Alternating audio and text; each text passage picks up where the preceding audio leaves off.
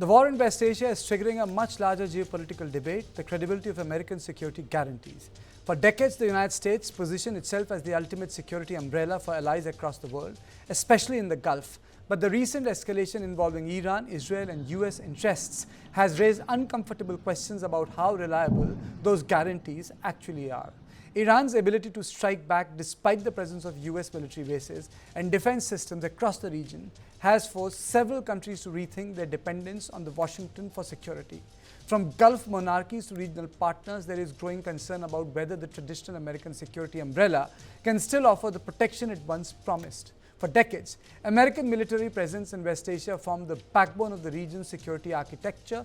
Countries relied on Washington for deterrence, defense systems, and strategic protection. But the ongoing conflict is exposing the limits of that arrangement. The question now being asked in many capitals is simple. If US security guarantees cannot prevent or deter major attacks in one of the most militarized regions in the world, how reliable are they elsewhere? Is this a problem for America? The security guarantees that the military base will protect the host nation? Absolutely, Karthik. Both in his first term and now for last 1 year, Trump has been gradually walking away from all kinds of international arrangements, have been rattling the confidence of his allies.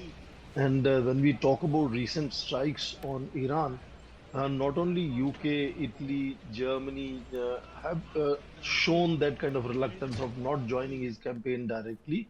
But even within the Arab states, there is a clear discomfiture, which is very noticeable, particularly in UAE, which has been the main target of Iran's, I think, over 1,500 drones and 500 missiles that are fired in various countries that host US bases, for example, Saudi Arabia, UAE, Qatar, Bahrain, Jordan, Iraq, Syria, Oman, and so on.